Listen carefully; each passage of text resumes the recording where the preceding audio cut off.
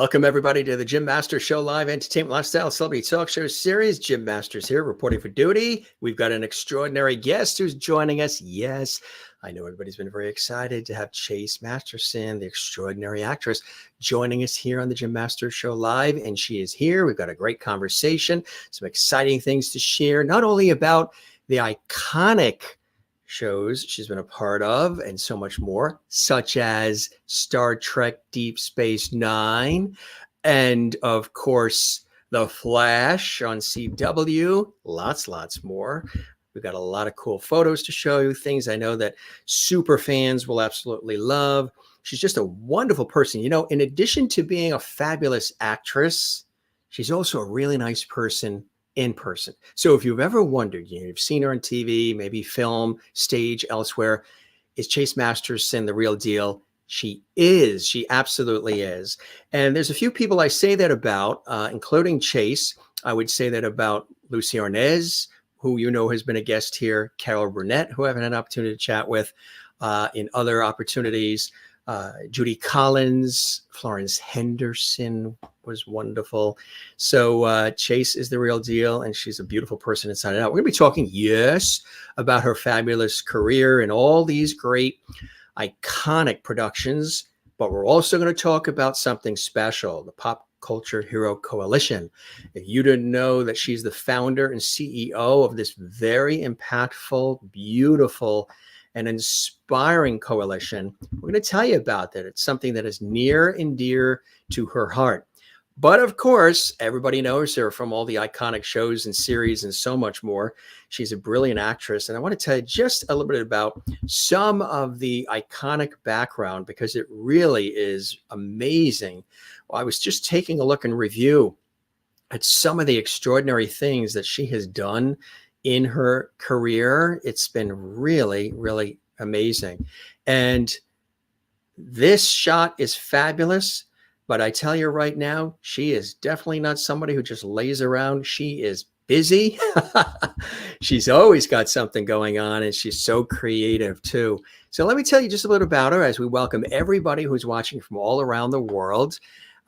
She was born in beautiful Colorado Springs, Colorado, and her dad was in the Army. She grew up in several places too, including in Connecticut and Germany, and family settled in Texas. And also she had an opportunity to partake in another great iconic series. Her very first role came in '94 as Ivy Leaf on General Hospital. How many of you watching right now recall her time on General Hospital, which I know we've got a lot of soap opera fans out there who watch our series as well. Yeah, she was on General Hospital as well. And I see a lot of comments piling up here as well from our viewers who are watching from all around the world. That is so awesome. Thanks for all the love. Then she spent 5 years portraying Bajorian Debo girl Leeta, yes, on Star Trek Deep Space Nine. And that was from, would you believe it or not, from like 95 to 99? Seems like just yesterday. And her prominent feature film roles include starring as the sultry singer in James Kerwin's sci-fi noir, which was Yesterday Was a Lie, which she also produced, and voicing Janice M in the animated film Robotech, the Shadow Chronicles. And her television guest starring roles are plenty in series like ER and Sliders. And in the latter, her role was that of Kelly Wells, the sister of Wendy Wells. She also hosted, if you didn't know or don't recall, an Entertainment Tonight style news program for the SyFy channel in the 1990s called SyFy Entertainment. I remember that well. And also an internet-based radio show, talk show for the Fandom site in 2004 to 2005. She also reprised her role as Leeta from Deep Space Nine, both in hologram form and in her Mirror Universe guise in Cryptic Studios' Star Trek Online, which is fantastic. After that, she appeared in 2 of the Doctor Who audio adventures from Big Finish Productions. And it was announced back in 2012 that she would star in her own spin-off series, VIENNA, as impossibly glamorous bounty hunter, VIENNA Salvation. She's also voiced the title character Otto in Monochrome's science fiction comedy film. As well, she is a incredible and farcical. Well, she's been involved in a lot of different things, and one of them is this science fiction comedy film, which is a farcical comedy that deals with issues such as, and we were just talking about it off air, AI, politics of labor, tech culture as well. And she is a singer. If you didn't know, I know super fans know that as well. She's released 2 commercial records. We'll talk about that as well. She's a brilliant film producer. Yes, and she's involved again with advocacy. And as I mentioned, she was experiencing bullying herself while in school. So she co-founded Pop Culture Hero Coalition, founder and CEO, which is a nonprofit organization which speaks out against bullying, racism, misogyny, cyberbullying, LGBT bullying, and other forms of hate, and so much more. She's won all kinds of awards. Favorite science fiction actress on television and TV Guide's Readers Poll. AOL named her one of the 10 sexiest aliens on TV. And she regularly voiced the popular guest. She's been a popular guest at a lot of those Star Trek conventions as well. And one of the 50 sexiest women by Men's Magazine, Femme Fatales. That is just the short list, folks. There's so much more, and it's just an honor and a pleasure to have her here on the show. As I mentioned, you guys know her from some of the iconic shows and series and so much more. VIENNA as well, which I just mentioned. She also had an opportunity to work with somebody. We'd love to get him on the show, Eric Roberts as well. Of course, another iconic actor. So there's lots to talk about, lots to celebrate. We dug this out. Isn't this a fabulous shot? I believe this is in England. We're going to talk about this as well. But we have lots to talk about. If you want to comment during the show, you can. The show is live right now at the time of the broadcast. Comment in our JMS Levity Hall chat room. Subscribe to the YouTube channel. And let's interact and say hello. And let's welcome our illustrious guest to the show for the first time, and I'm sure not the last. The incomparable Chase Masterson is on the Jim Masters Show live. Chase, welcome to the show, my friend. Jim Masters, thank you so much for that wonderful introduction. My goodness, you've done homework, and I'm really honored and thrilled to be here. The pleasure is all mine. Tonight it's Masters and Masterson. You can't get any better than that, huh? Exactly. So you're busy. You've got such a busy schedule, and we really appreciate you coming on, because we, of course, had planned a couple of weeks ago, but we wanted to do it where we can talk about all these great shows and specials and everything else.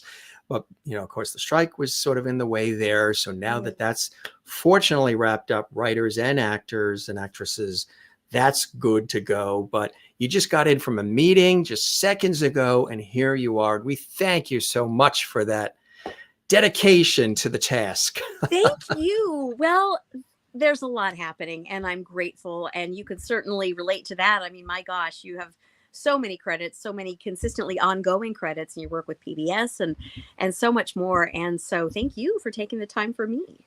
Oh, the pleasure is mine. Absolutely. So you grew up in beautiful Colorado, huh? Well, I was born in Colorado. My father was in the service there, and we only lived there very briefly, but I'm grateful to have had the upbringing of an Army brat, as they say. And there's a lot of us in this industry. I don't know why, but they say, I think, because we have to really learn to be quick on our feet and adapt to situations in a way that, I don't know, maybe we're addicted to adventure on some level, but anyway, here we are. And, interesting, on the Star Trek level, I went to the same grade school as Tim Russ.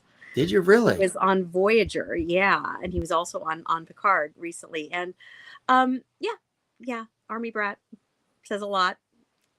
So what sort of tickled your fancy as far as acting and the arts and entertainment? How did that come in for you first? Were you singing and acting in plays? Were you introduced really early, Chase? I was. I did my first play when I was 5. I played Child in Oklahoma.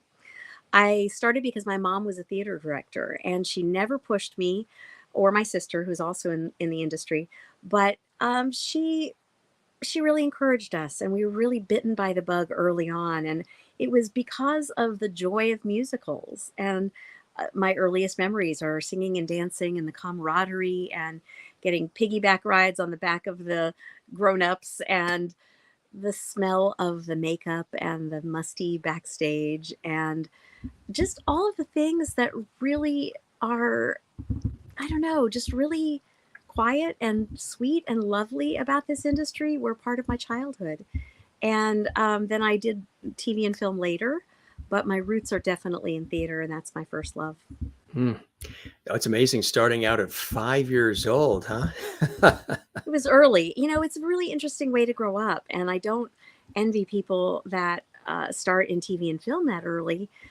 I had a good dose of art as a child and had my feet grounded in this, I'd say for the right reasons, Yeah. because of the art, the power of communication, whether that communication is joy or a story or the connection with the audience. When an audience is sitting in the dark, all facing one way, Yeah.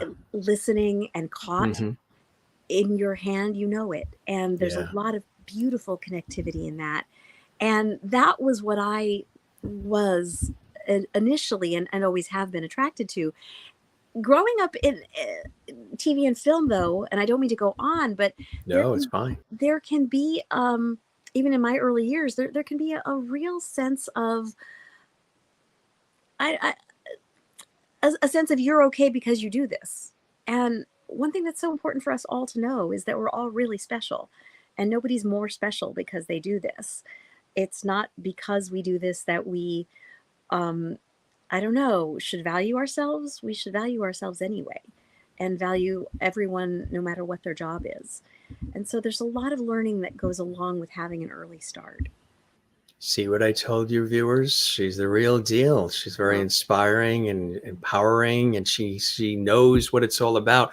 With all thank the you. glitz and glamour and all the opportunities and television and film and stage and the lights, camera, action, she's grounded and absolutely knows what it's all about. Where do you think that comes from? Because a lot of times, in these industries we're in, we're pulled in a million different directions. We have to be here. We got to be here. We got to do this, stand here, review this, go live, whatever it is. And sometimes you don't have time for yourself. Where does that grounding come from where you're able to remain grounded and inspire and empower others while still nailing all the work? Thank you. I think a lot of it has to do with introspection, which is something that we all have or can have, really must have. And I think it comes from having had a taste of the success that I I I, I longed for, but still do long for. Um, we have a very small but wonderful portion of this industry, and on some levels it's small, on some levels it's part of being part of a real legacy. There's no small thing of that, but it's also important to keep it in perspective. And when I see that the things that we have as part of that renown, part of that fame, if you would, I see that those things are nice, but I see that they're not really the things that feed you. The things that feed me, I'm really grateful to have fans. I'm even more grateful when they become friends. And I'm grateful to have a platform. But if I'm not grateful for the platform I have, how grateful would I be if it were 10 times that size? You know, I think there's a sense in this business of always wanting more and not being satisfied. And I think that's part Right. of the artist's condition. And I want to be happy. So Mm. I get to be satisfied with what I have. It doesn't mean I can't yearn for and work for more, but so much of life is really about being happy where you are and with the journey. So I What are guess some things that you do? We'll talk about, all the things that people know about, but this is a fabulous road that we're going down. What are some things in this craziness of life that you call upon that help you stay centered and balanced? What are some things that you'll do off camera, off air, to stay in check with Chase? Do you like to go and do physical activities? Do you like to get out in nature? Are there things that you like to do that keep Chase as you're taking on all these roles as everybody else? Thank you. Well, one of those things is the coalition. The work of this nonprofit is really extremely important to me. And that is something that wakes me up in the morning. And a lot of times I wish it didn't, because I'd have a lot more free time on my hands. But that is what, that is one thing that really, really drives me. Relationships are also, really important. And I have a wonderful boyfriend who I am grateful for. Hi, Matthew. Hey, Matthew. I have people in my life, my sister, it really comes back to the simple things that we can all have. Things that matter. Really. And when you look at this industry, frankly, what a mess. A lot of people in this industry are. I mean, yes, we have great quality lives in some ways, but this industry is also really high in terms of mental health issues, selfishness, narcissism, divorce, addiction, and ulcers. Ulcers. Yeah. Yeah. A lot of people have that. Yeah. Yeah. And crazy scheduling and all of that. So really, I guess I'm saying these things because you want to tell people that what we have that matters are the same things that they can have. I don't think it's fair for us to be up here having everyone wish they were us, because we're all really important in this world. We all have something to give, and it's in giving those things that we have to give, that's what brings the joy. And for us, I'm grateful that we get to have that in entertainment. It's what I've always done, and I'm happy to have it. And it's also really wonderful, to have the things that we can all have. Those bring joy. Life is short, life is precious. And if anything, over the last couple of years that we've all dealt with individually and collectively, pandemic and all those things, is that life every moment needs to be cherished and enjoyed. And so many people have been craving nostalgia of late too, nostalgic music and TV shows and films and a lot of things that make them feel comfortable and grounded and secure. And they've been going back and pulling out some of these incredible series and archival footage to feel good. And as they've been baking all the sourdough bread at the same time. A lot of that was done. And I think it's so important to do all of that, and to keep it grounded. I think people are very inspired by it. What you're saying is phenomenal advice for somebody who is maybe coming up the ranks, thinking about going into these industries. And it's great mentorship that you're providing by, being open and real and honest about how it all works, which I think is a beautiful thing. And we'll talk about the coalition in just a second. First, one of your first roles, which people will remember, goes back to the early to mid 90s, and that was General Hospital. How did that come about for you, Chase? That was so funny. I think I auditioned for somebody who was doing a showcase, an actor's showcase. And that is actually how I got Star Trek as well. But back then, I think it was, somebody came in and said, do a scene for us. That's what we do at these showcases, or I used to. And you hope that they call you in. And that was my first role. I did 2 roles on General Hospital. One was an under 5, and that was playing this girl named Tamara Moon. And then miraculously, I turned into another person about a year later. Hair color and, all it takes is a hair color change. And well, there you go. Not anymore. There's enough actors where that rarely happens. Exactly right. Yes. Yeah. But then I came back and played a girl named Ivy Leaf, who was brought in to be one of the people to break up Mac and Felicia or something like that. And it was fun. Working on a soap is such incredible training for any actor. Yeah. And the jobs are harder than they used to be to get. But if you can get one of those, it really is, it built your chops. I mean, if you are a primary character on a soap, it's like learning an entire script overnight every day. Yeah.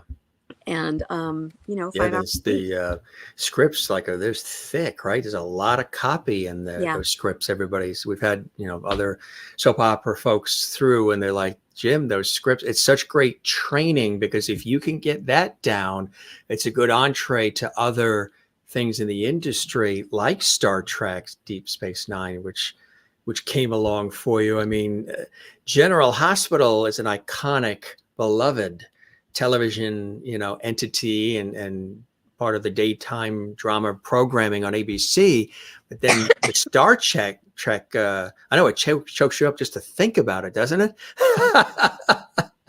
And yeah, and then the franchise of Star Trek and the iconic series, and then all the different iterations of movies, and then of course the original William Shatner version, and just there's such a beloved following of Star Trek, real Trekkies, real fans, and to have an opportunity to be a part of anything to do with that franchise was quite exciting. How did that come along for you? Thank you. Well, I was one of those actors who just really wouldn't take no for an answer. Yes, right. So sorry. Yeah. That's okay. I just was determined to work. Yes. And I tried to figure out how to make that happen.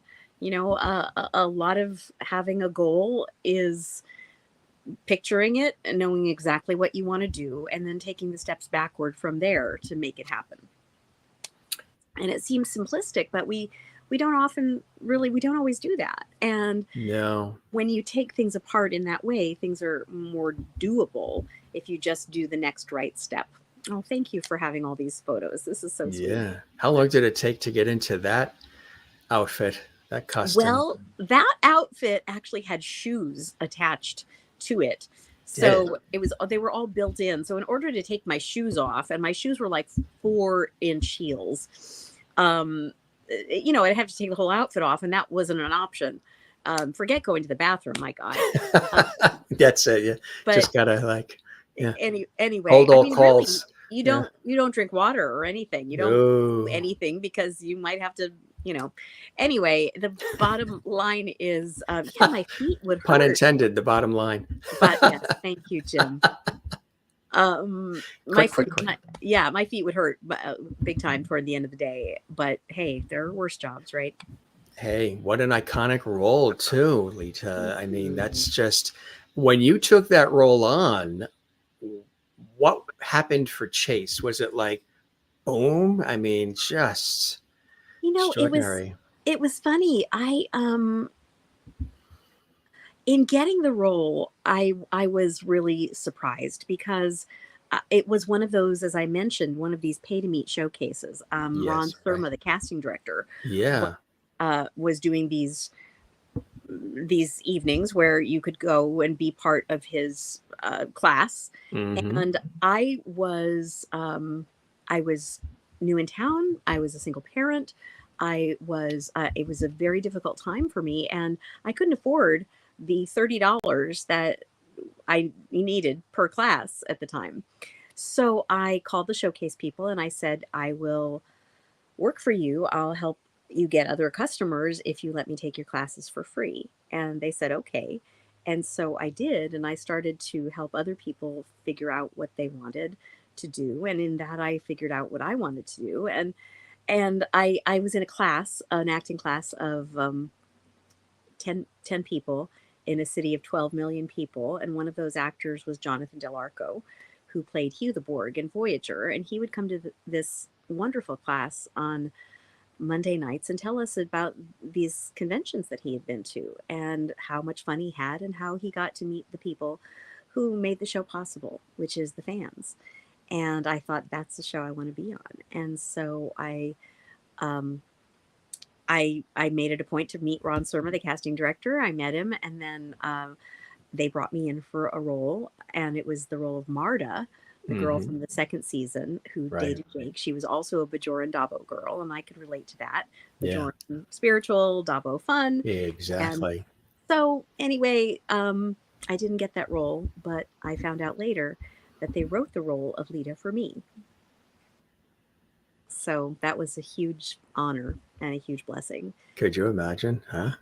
Yeah. It was pretty crazy and pretty wonderful. And every once in a while, that kind of thing happens in this business. And you just got to be grateful and know that it didn't have to. It didn't have to happen. There's a lot of very talented people out there who deserve to be working. And we've seen and heard a lot of those stories during the strike. People of all sorts of talents in this industry. Yeah. So. Yeah, that's right. Absolutely.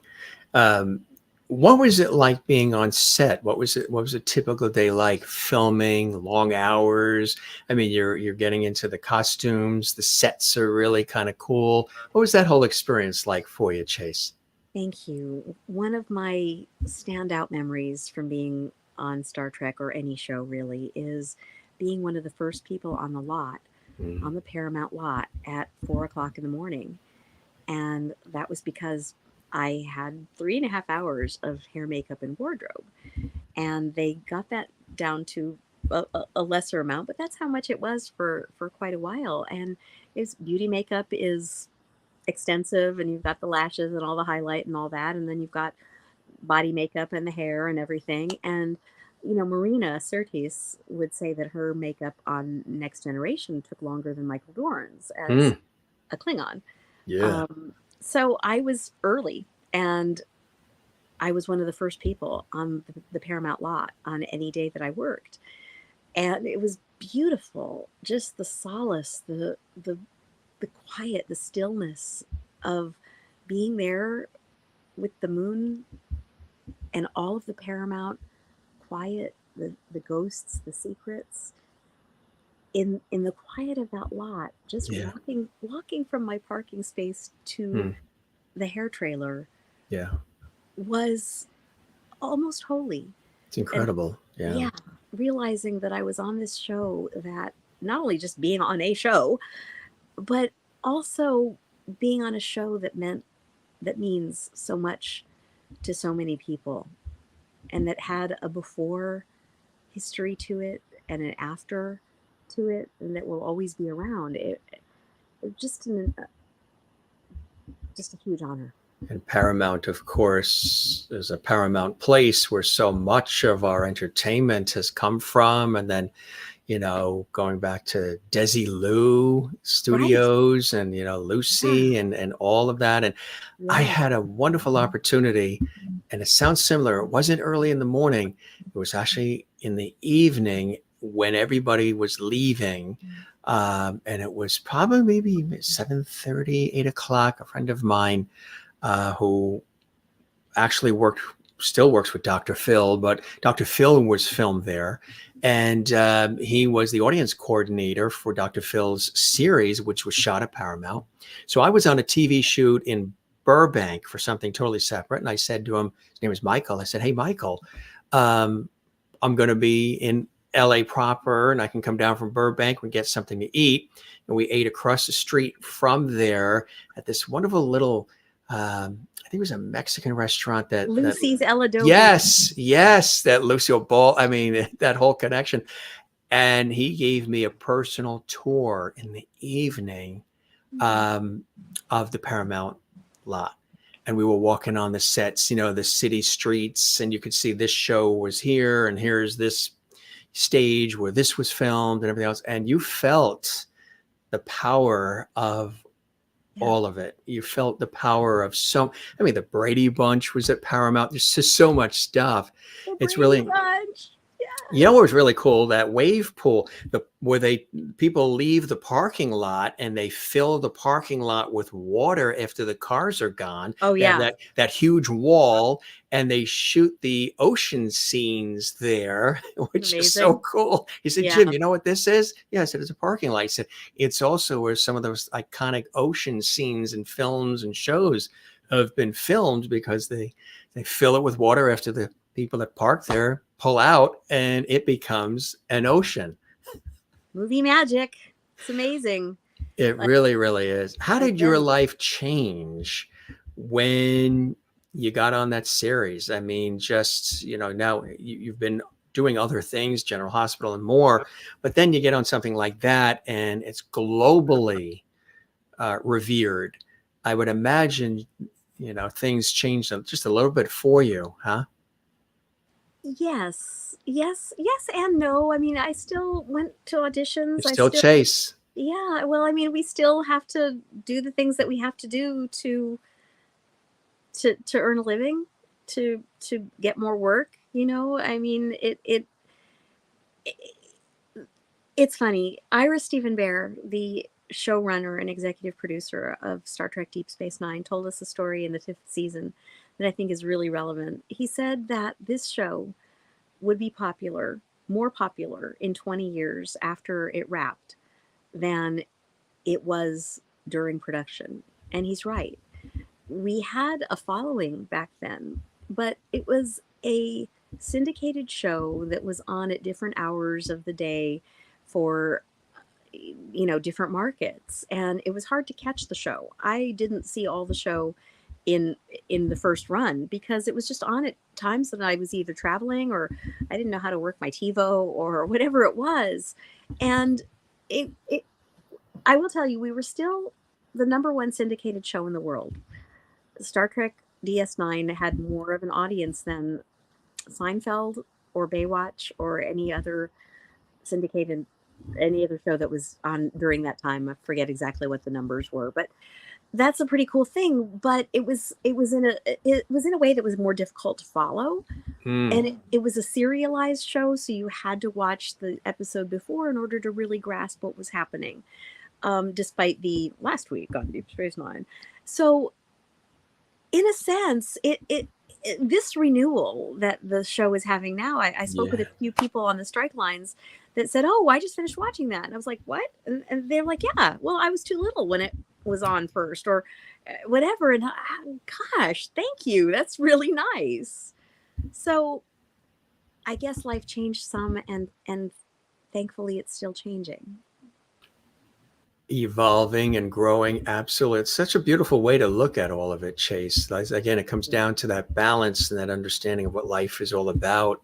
You also had a prominent feature role, as I mentioned, in the feature film starring as a sultry singer in James Corwin's Mhm. sci-fi film noir Yesterday Was a Lie, which you also had an opportunity to produce. What was that like, being a part of that, that role as the singer? Now, introducing people to your wonderful singing voice, but also taking on the role as being a producer. Thank you. That was a really interesting situation. So I was brought on as an actress, and I loved the script and the concept of the movie. For those of you who haven't seen it, I would really encourage it. It's a beautiful sci-fi noir shot in classic black and white, and it uses quantum mechanics and the black and white as a metaphor for human relationships. So it uses the essence of time and time possibly not being linear, and relationships also often not really seeming linear. It uses the blacks, whites, and grays of human relationships in parallel to the noir black and white. It's just a beautiful film, and loving the concept as I did, I really wanted this movie to happen, but the producers fell out, which is Hollywood East for quit because they wanted more money, and I um, helped to interview, I think it was like 17 more producers who each of them in succession turned down the job saying, "We can't make this film on this money. It's just impossible. Don't even try." And so I said, "Well, damn it, I'll do it." And Right. so I produced the film and got a it seems archaic now, and it is, but got an F900 camera package from Panavision. We won the New Filmmaker Award, and really went out and made the film happen in the most scrappy way, like appearing with like whatever I could find out that these guys like to drink and donuts, and said, hey, can we use your location? And they would cut us a deal that we needed. And going to arts houses, prop houses, wardrobe houses, and saying, hey, this is a really unique film. We're a really poor little feature. It was actually the first feature that was ever produced under a 501c3.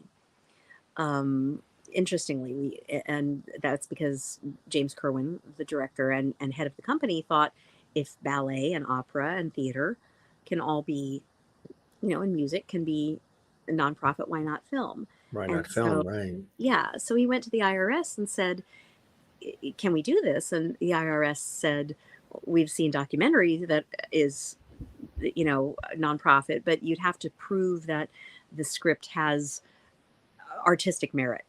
And they read it and they decided it did. So all of these funny things came into play and worked. And we ended up getting a theatrical release, which was pretty rare for a little movie like that. And winning over a dozen best feature awards on the festival circuit. I won an award for best producer. James won for best writer director. Overall, it was a really creatively satisfying experience, and anybody who would like to see the film, I'd love it. That's fantastic. Yeah. That's great. That is beautiful. Congratulations on that too. I know it's a lot of work and blood, sweat, and tears when you're not only performing, but you're behind the scenes, putting it together and sort of following that vision and the creative forces that come together. I think that's really fantastic. You've also. Oh, you're very welcome. You've lent your voice to a lot of projects as well. You voiced Janice M in the animated film Robotech, The Shadow Chronicles. That was a cool project, huh? That was so fun. It really was. I loved being a part of that fan base, really. And one thing that is so delightful about this end of the industry is getting to intermingle with these fans who are so committed to these shows. And Robotech had been a really big hit in the 80s. And back during when we were working on that, I had said, they give Star Trek fans a run for their money in terms of excitement. It's just absolutely amazing how much sweetness and drive these fans have about these properties. Star Trek is still my home base and my favorite people ever, but it's really nice to see these other properties being appreciated, especially when they're back. Doctor Who is another one of those properties. The Doctor Who fan base is just adorable, whimsical, enchanting, really, truly sweet. And I don't mean to go on or get ahead of you, Joe. No, it's fantastic. You just let it ride, and I'm right here. Thank you. Well, with the Doctor Who fan base particularly, they have so much in common with the Trek fan base in terms of it being a nonviolent society. And Star Trek has a lot of nonviolence in its credos. The essence of infinite diversity in infinite combinations and accepting everyone, not just accepting, but cherishing, promoting, celebrating everyone for who they are. And the credos that Roddenberry laid down in the 60s about inclusion, when it was still pretty tough. There was a lot of great messages that were built into the scripts, right? Yeah. Yeah, a lot. Mm-hmm. He called them morality plays. And that's right. And I'm not saying every property needs to be like that. You had just mentioned that there's a lot of wonderful escapism, and that's wonderful too. And I think there's a place for both. And absolutely. And so Doctor Who, what I didn't realize when I got involved with the show was that it is all about nonviolence, and the Doctor, which is not Eric Roberts, he is the Master, who is a very bad guy. Yes, yes. So the Doctor has his sonic screwdriver, which fixes things, instead of a gun, instead of a weapon of any kind. And he uses, as Vienna does, my character, uses intelligence and um, resourcefulness, guts, just um, street smarts, really, in order to bring about justice or whatever it is that we're doing. Whether it's, that Vienna's got a real edgy, hilariously edgy side. Um, she's described as an impossibly glamorous mercenary assassin. Anyway, I'm going on too much, but no, they love it. There's a lot in common. My point is, there's a lot in common with these properties of giving hope for a better future, and a lot in common.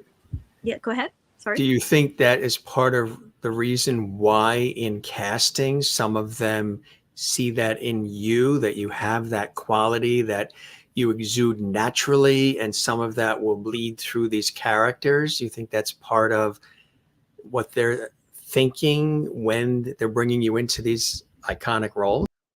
That is a really nice thought. I don't know. I wouldn't be the person to answer that. All I can say is I'm really grateful. That's all. I'm grateful for the fit, and there's a lot of wonderful actors that they have brought on board, and thank you. It's very sweet. I mentioned Eric Roberts as well. What's it like working with him?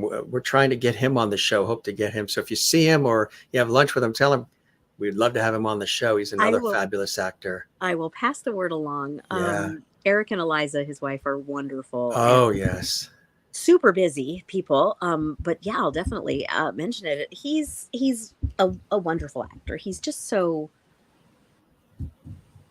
I don't know. He's got so much in him, in his essence, that it really is a matter of just him showing up. He has I think he was born with a built-in smile, right?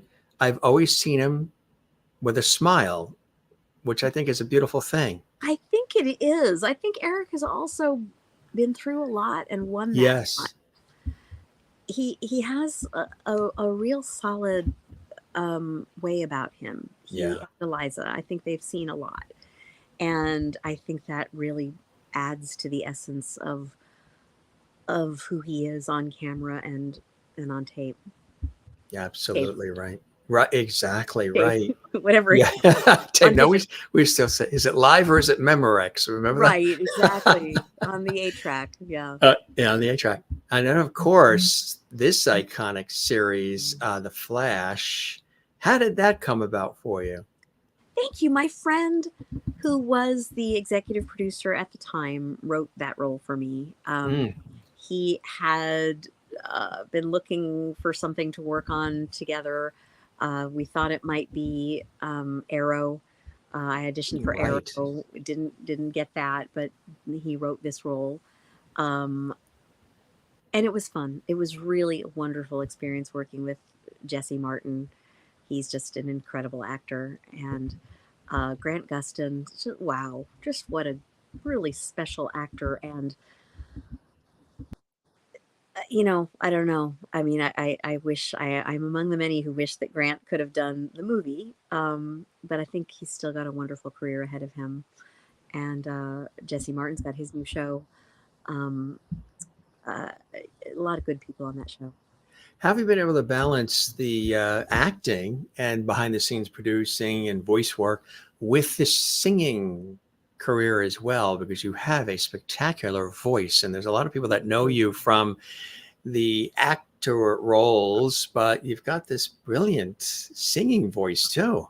That's so nice. Thank you, Jim. Sure. Well, I will take this opportunity to say that we met through our mutual friend, Kayleen.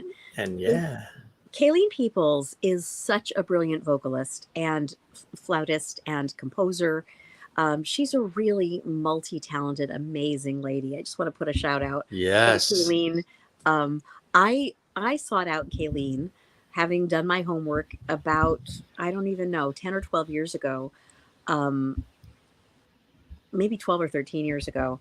I was just looking at who was doing what around town, and I came across her and emailed her, I think through her website, and said, hey, I'd love to meet and talk about what you're doing and see if there's a chance for us to work together. She was doing a incredible nonprofit to help foster kids, and just she's a real creative powerhouse. So thank you, Kayleen, for this intro. And I loved her. I loved her CD at the time. All Jazzed Up was what it was called. So check that out if you get a chance, everyone. And thank you about my music.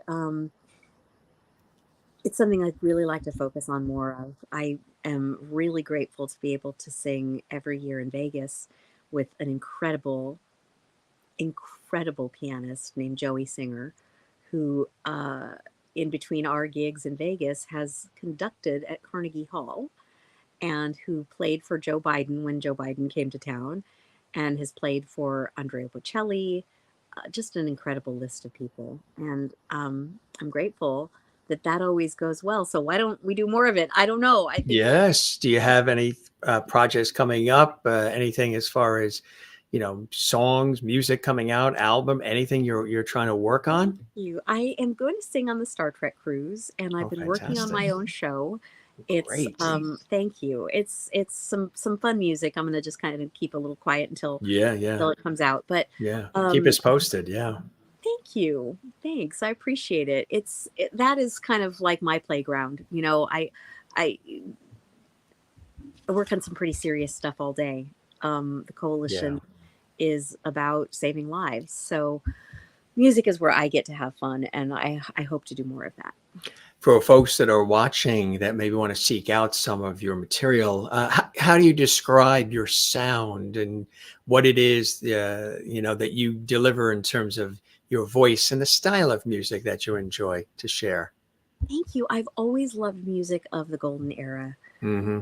And Yeah. I've always loved those composers and those singers. And Margaret has long been my fave. Great American Songbook. Yeah, yeah. I have been extremely fortunate to have been a very dear friend of some major musicians from that era. A man named Dave Pell was my closest friend before he passed at the age of 92. And Dave was mentored by Dizzy Gillespie, and Yes. yeah, Right. and just incredible. It came out with Headed West in 1940 with the Les Brown Band, and Dave was president of the Grammys twice and produced Sinatra and Count Basie, and he was my dear friend. And um, uh, Jack Fierman, another incredible man who played trumpet for Count Basie and produced Stephen Eady and Yeah. Top Johnny. names. Yeah, worked with Johnny Mathis during the civil rights era as a white conductor. And so anyway, they're just these people that I've learned so much from and hold so deeply in my heart. So that's the era that I love, and that's the 40s, 50s, and 60s is what really drives me. Have you composed any music? Have you toyed with writing your own melodies and lyrics? I've written a little, but I know how that goes. You got to be doing that when you're in your teens anymore, your early 20s, and that getting your own stuff off the ground is just something that I don't even I have done some, but that's a lot. That's a lot. It's an extremely political world. I have huge respect for the people, particularly the women who have been through that, and I don't really have any desire to get involved in that. I'm good. That's it, right? Yeah, I'm good. You're good, right? Exactly. Yeah, I'm because it can be crazy these days. So much has changed, and so much is it's different for sure. so it may have always been that way, but Right. And some good things have happened too. And yeah, it's all, I guess, a matter of perspective, right? Keeping things in a perspective and how we react to things. So there's a lot of people that are angry and there's a lot of frustration out there, but yeah, it's how we react. I'm a big believer in bringing people together and inspiring and seeking out, I'm a Libra, so we seek out balance and harmony, always looking to try to collaborate and create and bring people together through my work, but also just in life. And it seems like you're somebody that through everything that you do, there has to have purpose. There has to be a reason. It has to serve. You seem like somebody who likes to do things that serve the greater good and the needs of others, whether it's through entertainment or, other charitable works. Just seems like you have this charitable heart built in, Shay. Thank you. I really appreciate that, Jim. I will be the first to say it wasn't always that way. I had, my own insecurities, my own fears. I think everyone does. I was also a mess for a while. I am 16 years sober, and that helped immensely. And it helped me not only with my entire psyche, but in terms of having clarity. When you stop hiding in something, you get to free fall. You get to really experience life on the front lines emotionally and psychologically rather than isolating and hiding in something. And that has meant a lot to me. And it also has shown me that each of us can make it through. We just have to know who we are. Mm-hmm. Right. And you can then do things that you never imagined you could do, and that you couldn't have done, that I couldn't have done while I was still hiding. And sometimes we've had some guests come on, they talk about how they took on a role that consumed them. I mean, the personality of the character, the role, what they had to do. And it becomes a blur sometimes between themselves and this character that they are living day in and day out. How are you able to separate Chase? There's of course elements of Chase in the roles, but how are you able to separate who you are and keep that intact from these roles that you take on? Well, thank you. I think it's really important to take the good from who you're playing and not the bad. I mean, a lot of people do really inhabit their characters fully in a strange way.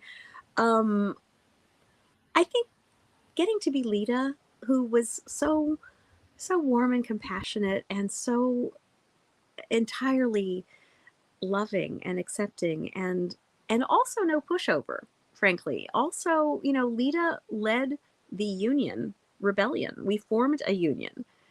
There wasn't one. And we stood up for ourselves and each other and doing the thing.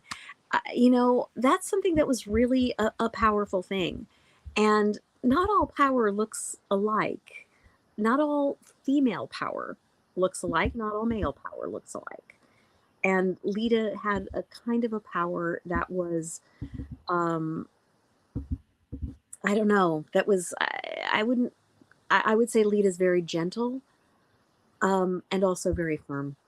And getting to have all of those qualities, which I respect and admire, I think, showing up over years and years like that is, I think, helped me to be those things.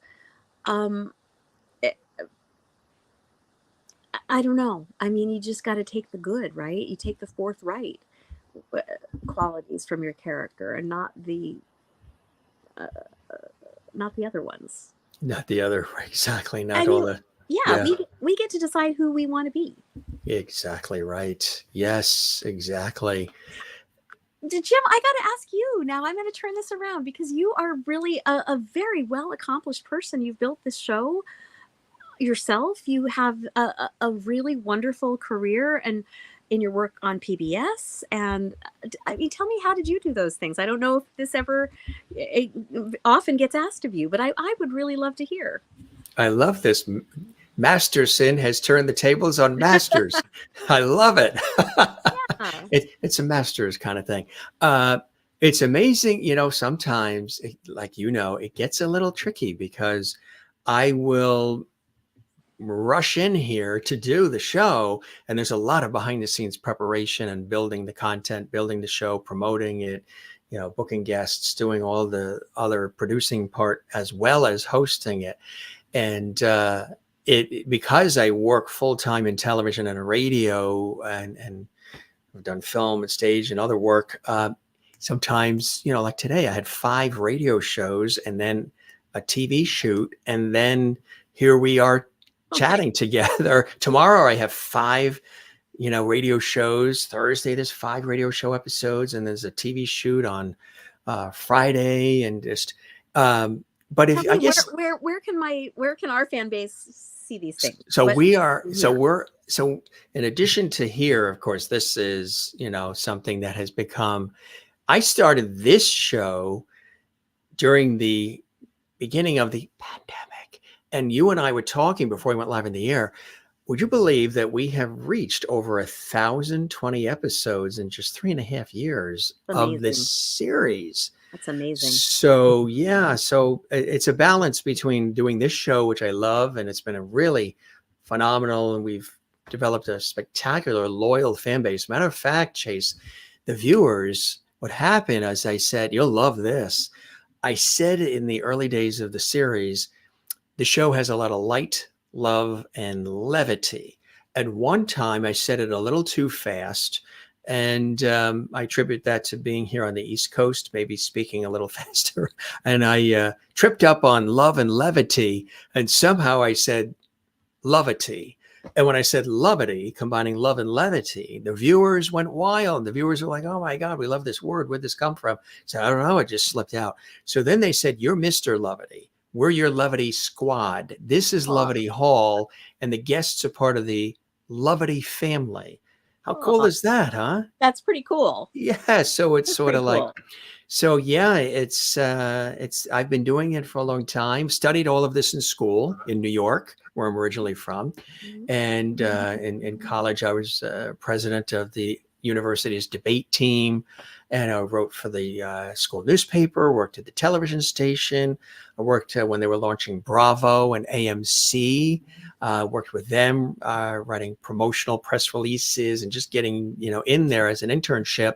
Also when they were launching News 12, and was working part-time radio. When I graduated college, because I worked at the radio station, TV station, all of it, went right in, got a job working freelance at first with public television in New York, and then was working full-time for an independent television station, which CBS now owns, and then was doing part-time radio at night, pretty much all at the same time. And that was honing my skills on air, behind the scenes, and I had these opportunities come. And then just it blew up from there. I've worked for a lot of TV stations, radio stations, production companies, freelance. You mentioned Carnegie Hall. I've had the luxury and the delight of emceeing, being master of ceremonies and host on stage at Carnegie Hall. And I'm going to be doing it again this December. Wow. For my dear friend, composer Tim Janis. He's got a beautiful Christmas show that he does, and it brings in all of these incredible people, singers and performers from Broadway and from everywhere. And so we've stayed friends, and so it's just been really an amazing ride, as crazy as it is. And I've done commercials, a lot of voiceover work, narrations, corporate video, hosted a lot of different shows, weather, sports, news, shopping shows, entertainment shows. And I love to have conversations. So with this series, we say, these aren't interviews. These are warm, free-flowing conversations, because I think paying homage to like Dick Cavett and Johnny Carson and some of those legendary hosts, but with a modern vibe, modern twist of today.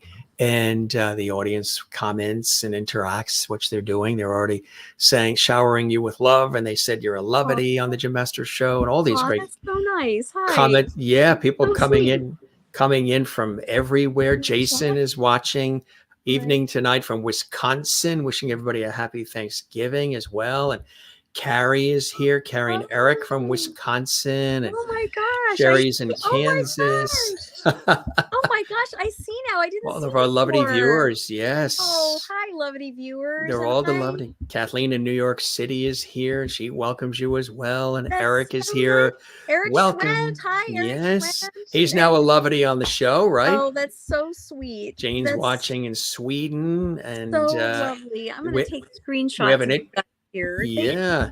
Really nice. Lisa watches in the UK, and you guys, that's and these are just folks that are commenting from around the world. That's so sweet. Chris watches in Northern Ireland. Yeah, it's just an incredible audience that we have of people who watch from all around the world, and that's so nice. We appreciate all the comments, and I appreciate this so much. That's so lovely. You know what it does. I don't know how to comment, but this means so much to me that you just your being here is they love it. You also were in Robin Hood. We dug this out too, right? Thank you. How cool is that? Thank you. I just want to really say thank you so much, Jim, for coming up with these. Nuggets, like these screenshots, and this is kind of like this is your life, right? And I'm Ralph Edwards. It's really lovely. It's, very rare that somebody goes through this amount of sweetness and specificity in this way in a conversation. Thank you. Oh, you're really welcome. Nice. This was a cool role too, huh? Working with Mel Brooks was the experience of a lifetime. I can tell you how that happened if you'd like. We're here. Absolutely. I'd love it. Thank you. So, and I've never had a guest say thank you so genuinely and so many times during a conversation. That's really amazing. I think it's incredible. Thank you for saying thank you. Thank you. Thank you. No, I really do appreciate it. And I'm so happy that we were able to do this interview now, but back and forth to a double interview, this conversation now after obviously the strike, and to talk about these things. It really means a lot that you were able to wait and that we could do this timing. I'll tell you this Mel Brooks story real quick. I had met this agent through one of these pay to meet showcases, and many years ago, and I got like an open call audition through this agent, and the open call was with Mel Brooks. He was actually doing open calls, which literally never happened back in the day or now. It was just very strange and rare and wonderful. So you could go in and meet Mel Brooks, who was there in the room. And for some reason, I just remember we were both on our feet. He was on his feet. We're laughing and joking. And I thought, oh gosh, that went really well. I hope he cast me in something. Well, he cast me in this movie as Lady Godiva. And I got a call almost immediately after that, a few days, saying we had to write the role out, but we're going to look for something else for you. And I thought, oh, well, that's the kiss of death. We're going to look for something else. It's like, Yeah. Not that they wouldn't, just that you got to really get in there. And so I thought, how do I make that happen? I want to be in this movie. How can I get in a Mel Brooks movie? Make Mel Brooks laugh.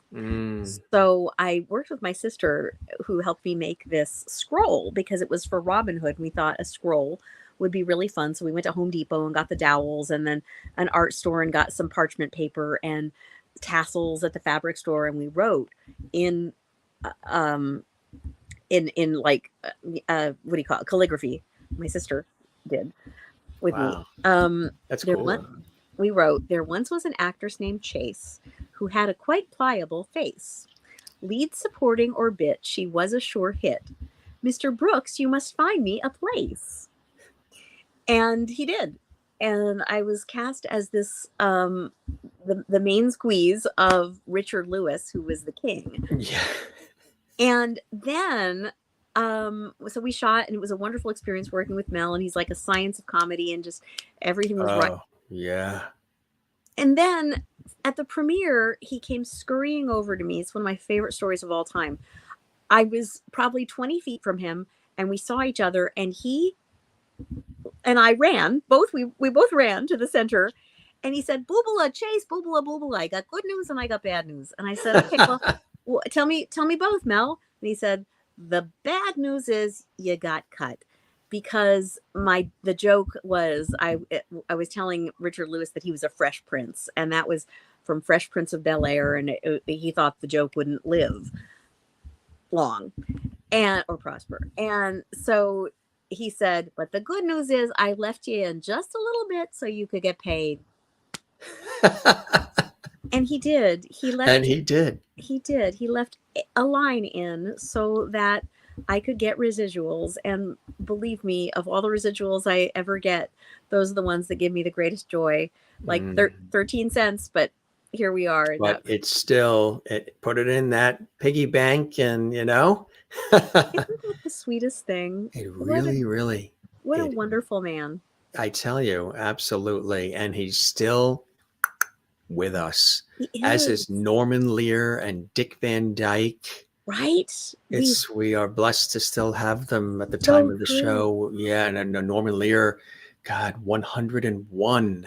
Incredible gems. A few days ago, right? And do you figure between Mel Brooks and Dick Van Dyke and Norman Lear, and not long ago, Carl Reiner, who passed, the amount of television and entertainment and humor and all that they delivered and getting us to think about our lives is, unfathomable. It's incredible, the amount of it. And Carl, I remember, I don't know if you heard this line he used to say. He said he would wake up in the morning, go to the table, the newspaper would be there, and he would open up the newspaper and look at the obituaries. And if he didn't see himself in it, he'd have breakfast. Oh my God. Oh my God. I mean, talk about levity. That's pretty wonderful. It's incredible, right? Wonderful. Yeah. It's amazing. Yeah. Look at this cool shot we dug up. You'll love this. Yeah. Talk about you raise me up, huh? That's very sweet. My goodness. That's very sweet. Is that from a convention or? I think I just have a habit of asking guys in uniform to pick me up off the ground. And they're very happy too when they do. They sweep you off your feet. Those 501st guys. You've gone to a lot of conventions and things of that nature too, right? Many. Comic Cons and all those types of things. I was at Comic Con before Comic Con was cool. Before it was people even knew about it, right? Yep. And actually that was the inspiration for us to do the coalition work, because the Hero Coalition was founded on ending bullying in all its forms. And our first event was at Comic-Con in 2012. And we were the first official outreach by a coalition, and which we became a nonprofit, to do a program to end bullying at Comic-Con. And when you look at it, all of these stories are about justice and about ending bullying and about the good guys winning. So I thought, well, why not be the good guys?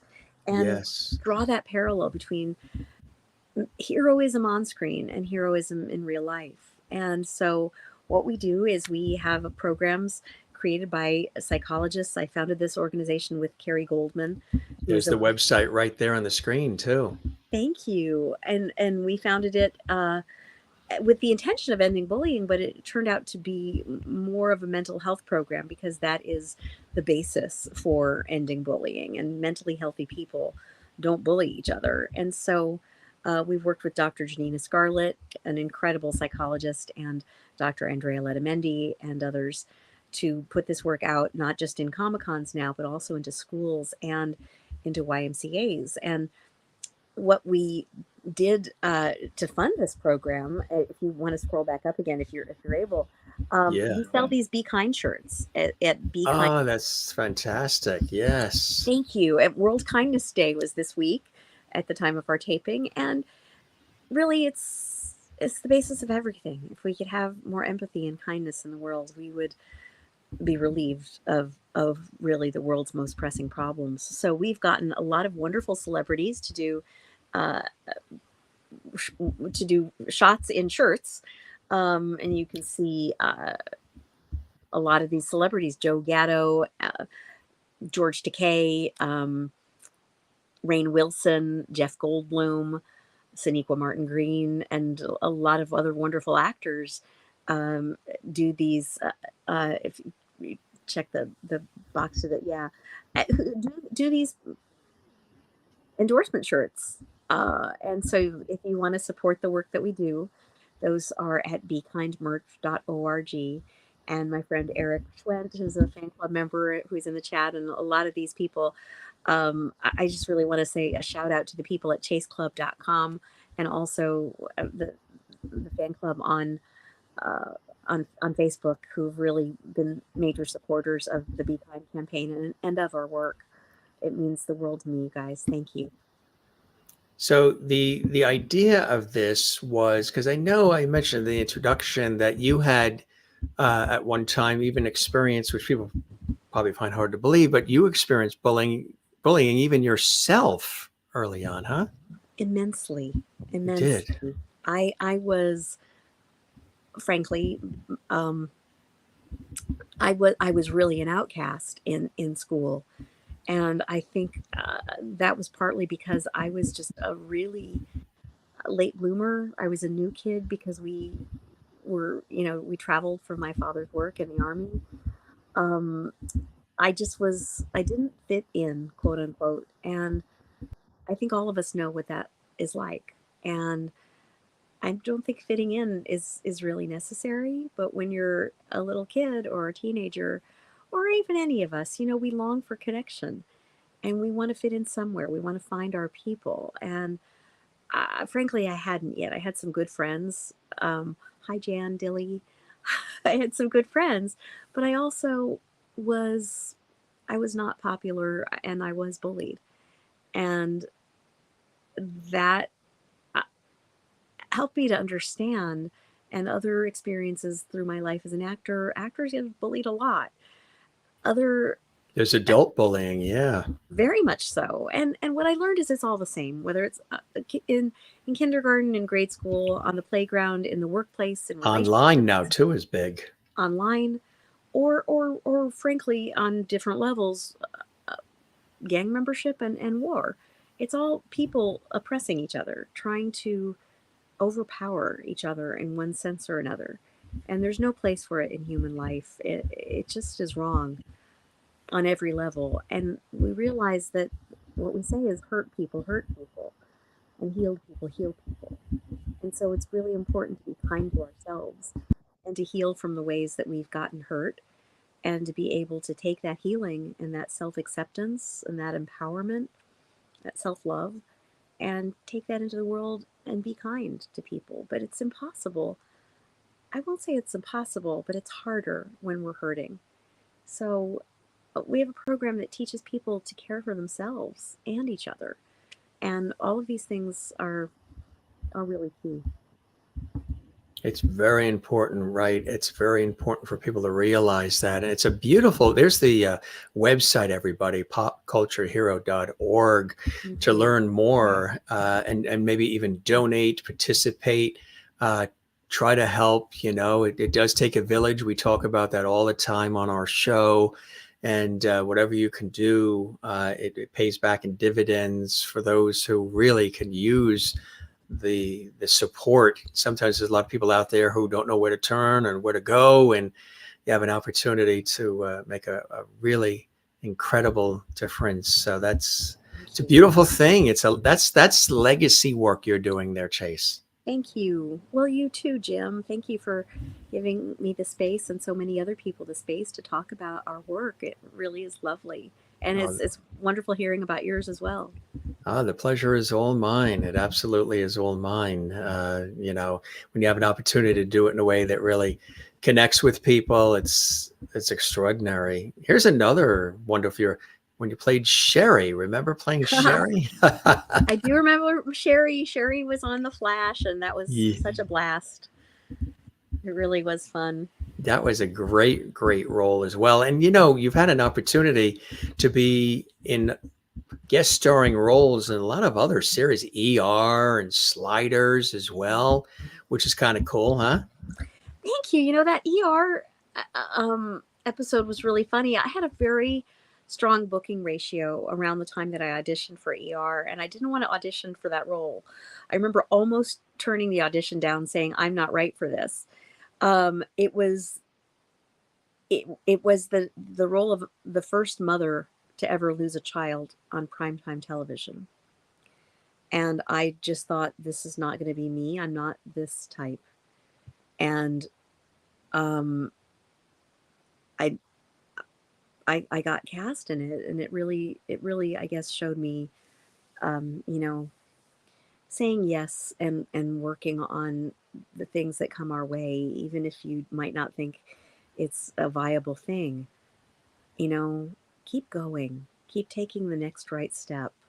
You might not think it's right for you, or you might not even, I don't know, feel capable, but keep walking through the doors that are open is something that we say in the program. And I'm very grateful for that experience. That show uh, was the show that they put forward. They showed my scenes on the one of my scenes on the Emmy broadcast when the show won. It was watched by 49 million people, which broke all records for episodic television. And I guess, you know, my lesson in that is we're all capable of more than we think we are.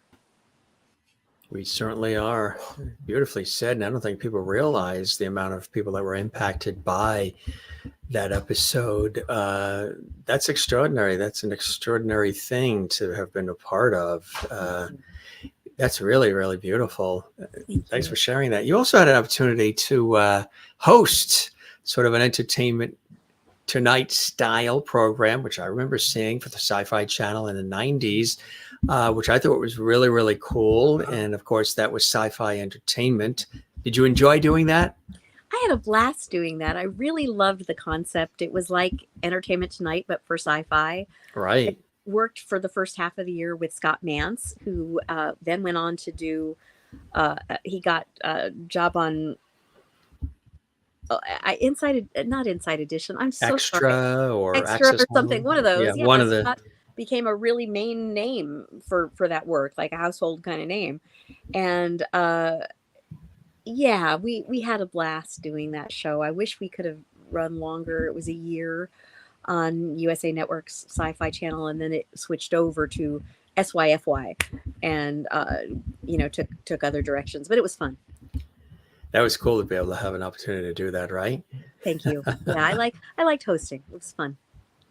You know, yeah, and you also had an opportunity to, in addition to that, you got involved in you were a special guest star in the 20th anniversary edition of Cocktail Robot Festival, Robo Exotica in Vienna, and performed a live jazz set for robots and humans. Isn't that wild? It was super fun. There's this thing called Robo Exotica, which has been going on for, I think it's 25 years now, where this incredible artist in Vienna named Johannes Grenzfurthner, hi Johannes, created this thing called Robo Exotica, where people come in from all over the world and have made robots that create cocktails.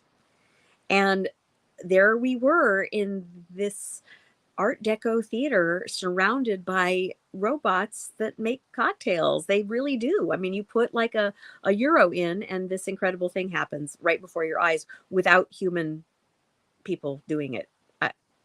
Anyway, I guess that's self-explanatory, but it's really amazing some of the things that people make like in their basements. It's just really fun and magical. I got to sing for that with a fun band at a theater in Vienna. And then the next year I was brought back by Johannes and his team to be artist in residence at the this incredible place called the Museumsquartier. And they do a program where you live there for a month and get to do your art project. And that was a real huge treat. Huge honor. You know, you've released several pieces of music too. I mentioned 2 commercial records, 2011, Yesterday Was a Lie, and 2012's Burned with Desire, and several independent jazz CDs as well, right? Thank you. I have done several independent jazz CDs. Burned with Desire was part of the Yesterday Was a Lie soundtrack. And that's available independently through La La Land Records. And then I did sing in a movie for Johannes and that team. I'm not really even sure when that is coming out, but that was fun as well. Really a treat. Yeah, and we'll keep people apprised of that as well. As time goes along.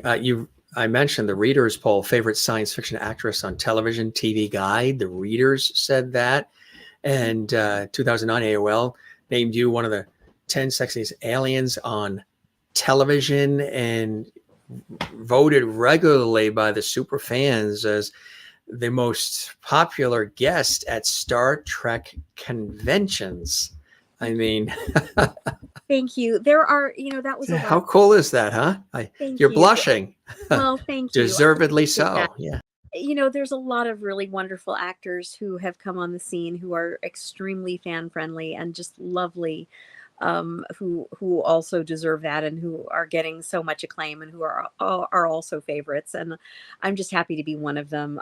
But some of them are Doug Jones and just, a lot of really wonderful actors. Sonequa Martin Green is incredible. All of the cast of Discovery, if you ever get to meet them, they're just lovely people. I'm just happy to be in that bunch, really. Just honored and grateful. And I just like to say a quick shout out to my fan club president, Stompy. Stompy Hollow, you are amazing. Stompy Hollow, yeah. Stompy Hollow has been so good to me for so many years and has put out our newsletter, which he works so hard on, and also Chris Dale, who is our fan club vice president. You guys have you mean the world to me, and all of our people on Facebook and on the club site. Eric Schwent and all of them. Who's Charlie here Rickle. Right now? Yeah, they're all here.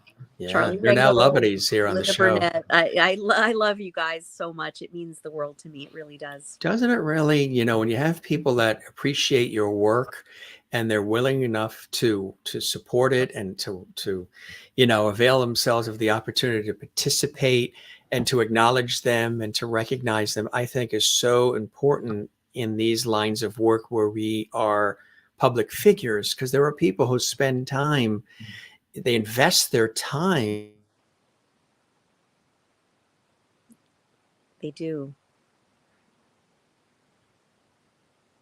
Continue what we're doing, and they're just, it's the icing on the cake, isn't it?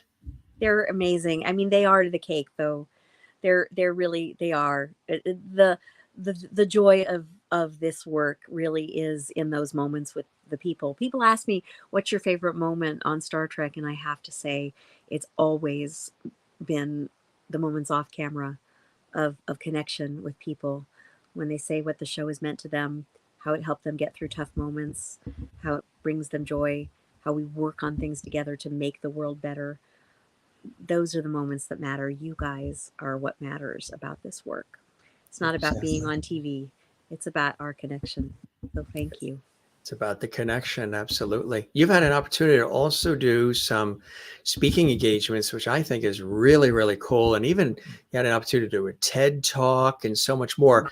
You like doing that, speaking and sharing in that way, Chase? The TED Talk was a real treat. And if you haven't seen the TED Talk, I would love for you to, and to leave a comment or to find me and tag me with a comment. The TED Talk, I opened TEDx Vienna. Yeah, that's a picture. Wow, you're amazing that you found these things. I do my research. That's amazing. Thank you, Jim. Yeah. Hey, Jim Masters. That's an audience of 1,300 people. And that is TEDx Vienna. I opened the 10th anniversary show, and it was an incredible experience. They're an amazing team, TEDx Vienna. That's so cool. Thank you. The talk is entitled How to Be More Powerful Than You Can Possibly Imagine. And it takes you through not my toughest, but some of my toughest days, and how I was able to find life again, find power, and do something for other people, which has meant the world to me. It saved my life. And so I'm grateful. And this photo sort of sums that up in this way. I mean, there you are. You just look like you are loving life and literally in a sweet spot here. This is a great shot, huh? Thank you. I was with my dearest friends, Paul Savory and Alan Chan, who we were in the car and I saw these flowers and had to jump and leap into the middle of them. And Alan is just an incredibly talented photographer and designer, and he caught this moment. And Paul Savory and Alan Chan, you mean the world to me. Thank you for being you. Here's a cool shot too. We dug up for some variety. That is a great shot. What was that from? Thank you. That's from Unbelievable, which was yes, that's right. A farcical look at science fiction. Directed by Stephen Fawcett, and Angelique Fawcett was the producer on that. And I got to work with Nichelle Nichols and just a bunch of incredible people. It's a silly movie and it's meant to be. Right, exactly. Yeah, yep. Farcical look at it all.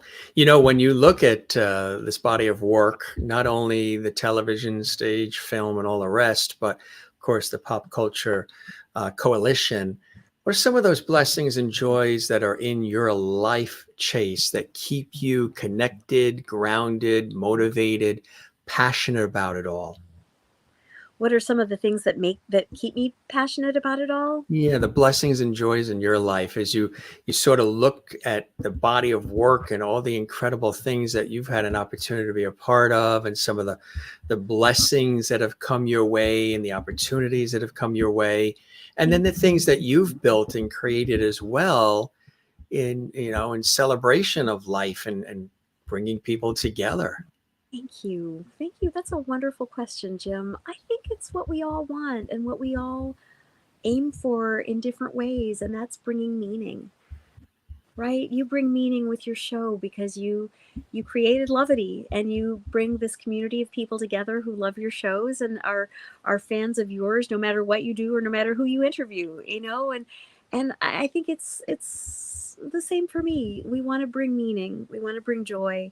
We want to have people have fun with us, maybe learn some life lessons along the way, but really, I guess we all just want to matter. And again, I want to bring it back to where we were at the beginning of this conversation, and it has been a wonderful conversation, Jim. Is that those are things we can all have. You bring meaning by being present for your family, for your kids. You bring meaning in the world, and each of you do, and just remember that. Hold that in your heart and give yourself a hug for the meaning that you bring to the world.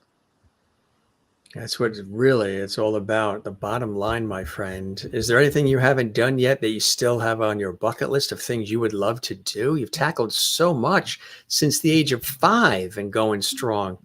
Thank you so much. I would like to put my own show together for music, and I'm grateful to have worked with Kayleen Peoples on some music, and I'd like to take that a step farther.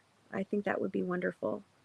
So stay tuned. Maybe I'll stay tuned and good news for you guys soon. Yes, definitely keep us posted and all that, Chase. Really, this has been fantastic, and I knew it would be. And just sprinkling in some of the moments in your career, the large moments, the more recognizable projects, but then some of the other nuances and things you've been a part of along the way, and then of course celebrating Pop Culture Coalition, which I think is an absolutely beautiful thing that you started.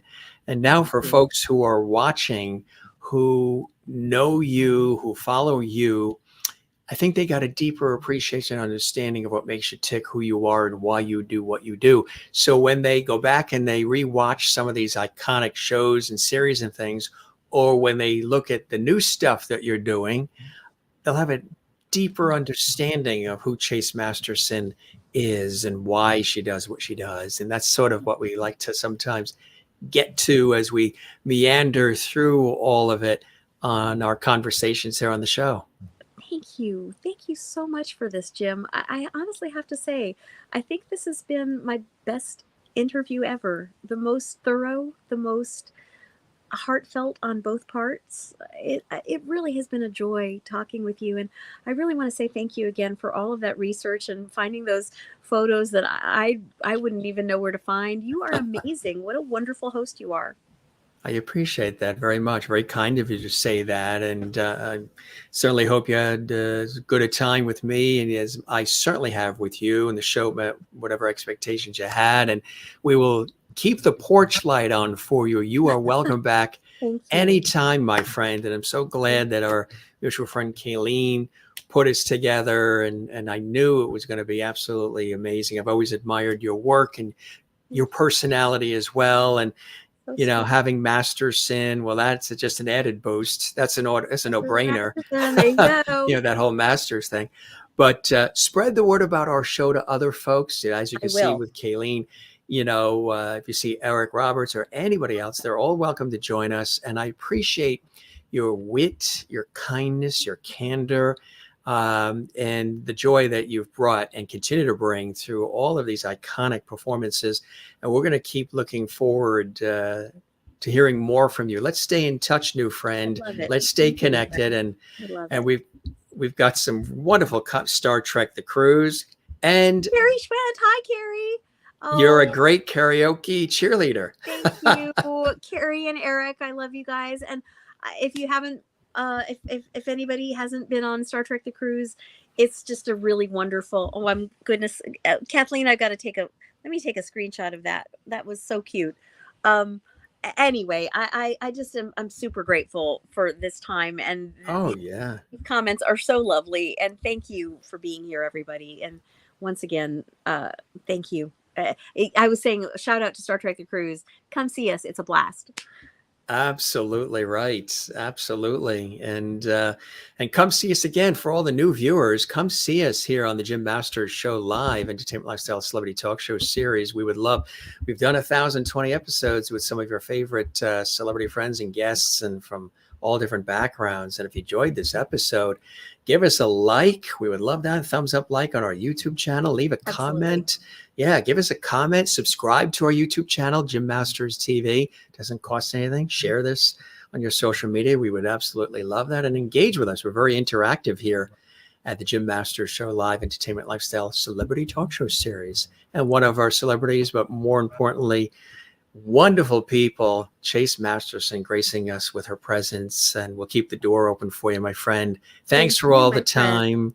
I really, next time maybe in person. If you're on the East Coast or I'm on the West Coast on a shoot, I'll certainly let you know. Yeah, look me up. It'd be nice to break bread, and you be well. And thanks so much, Chase, for everything. It was a blast. Thank you, Jim. This was a wonderful time. I had a blast, and you have a new fan in me and a new follower in me. And I hope all you guys out there come along with me and let's watch Jim's show. You're fantastic, Jim. Thank you.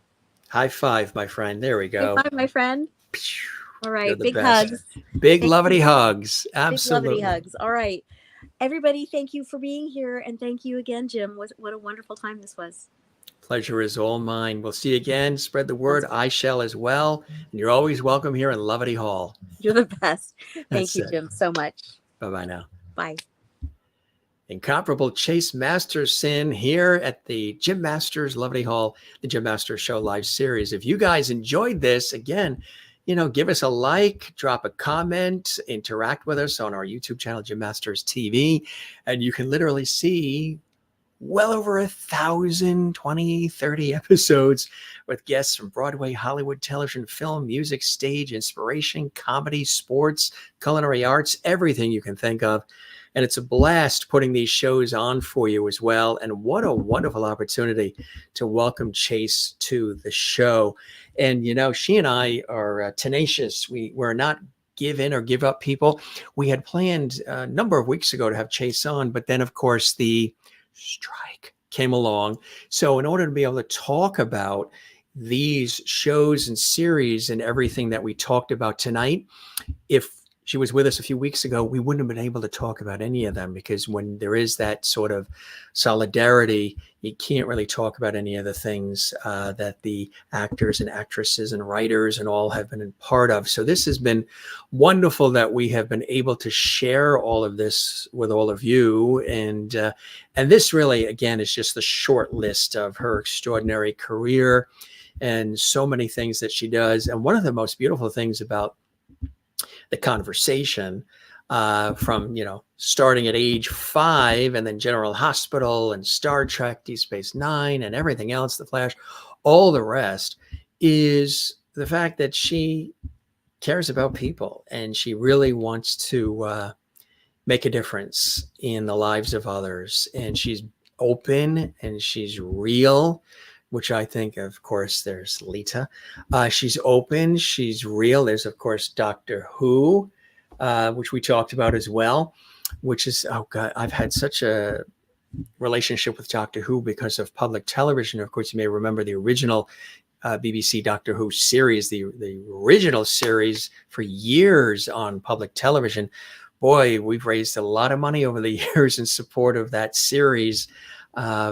Through those pledge drives and all. But yeah, it's really iconic to see all of this together. And that's a great shot. And this is a great shot. She also, new fan in her, and she's got a new fan in me as well, is another great shot you guys probably love seeing. But as you can see, she respects and honors her supporters, which I think is important. I do the very same, and I have, not just with this show, but really with everything I've always done. And that's what you have to do. People who, and you have fun, you got to have fun. You got to have a laugh. If you work with Mel Brooks, you definitely know you have to have a laugh. And this is just scratching the surface of this iconic actress, singer, founder and CEO of Pop Culture Coalition, and voice artists, and so much more. Look for her, more music coming, more performances coming. If you enjoyed the episode, let us know. Again, we're very interactive here on the show. I do want to let you know something very, very special too. We got a lot of great people that are joining us here on the show. Actress Linda Gray is going to be with us Thursday. You know her from Dallas. She is in a beautiful new Christmas movie that's going to be on Lifetime. We're excited about that. And you know who else is coming in December? This just happened today. Iconic actress Sharon Gillespie is going to be with us. Yes, this hasn't even been announced. You're the first ones to know this, but I figured I'd reveal this. My buddy from Celtic Thunder, Emmett Cahill, is going to be here live from Ireland. You know Celtic Thunder, right? We've had all the guys from Celtic Thunder on. He's going to be here Monday. My other dear friend, the incredible Grammy and Emmy nominated Celtic violinist from Celtic Woman, Mairead Nesbitt, is going to be here. She's going to be here on Friday. And tomorrow we have a bevy of, and a wealth of extraordinary theater talent. Oh, look at the names that are here. Austin Pendleton, Barbara Blyer, Gretchen Cryer. She's extraordinary. She's the mom of actor John Cryer, Richard Maltby Jr., Paul Greenwood. They have an incredible cabaret show that they've put together called Old Friends, and it's happening in New York. And they're all going to be here tomorrow at 7 p.m. Eastern, 4 p.m. Pacific. As I mentioned, our show has something for everybody, like a traditional celebrity talk show, lifestyle talk show, entertainment talk show would. And those are just some of the extraordinary guests that are coming on here. If you saw when John Tesh was on, or Alison Arngrim was on recently, check those episodes out again, and all the rest. Again, one more shout out to our new friend, Chase Masterson, joining us here on the show. She's really amazing. Let me show you those websites again. Of course, popculturehero.org. That's org. And of course, she has her site as well, chasemasterson.com. She's on all the social media. And this was really cool having her here. This was also cool having you here as well. Let's take a look at some of the quick comments. And then Kathleen, thanks for the amazing show, Jim. She's in New York City. You are very, very welcome. Thanks to all the new viewers, too, who have been watching around the world. We thank you for those comments coming in as well. We appreciate that. And we love having all of you here. Spread the word. Takes a village. And if this is your first time watching, come back and see us again. We always have a good time on the Jim Masters Show Live. So for all of us here, thank you for being here. This is your host, Jim Masters. Thanking you for your time this time. Till next time, we'll see you on the next episode. Spread the news, share, like, comment. We love you all, and we appreciate all the time. Be well, take care of one another, love one another, and don't forget to love yourself. Join us again in Lovely Hall on the Jim Masters Show Live. Be well. Cheers.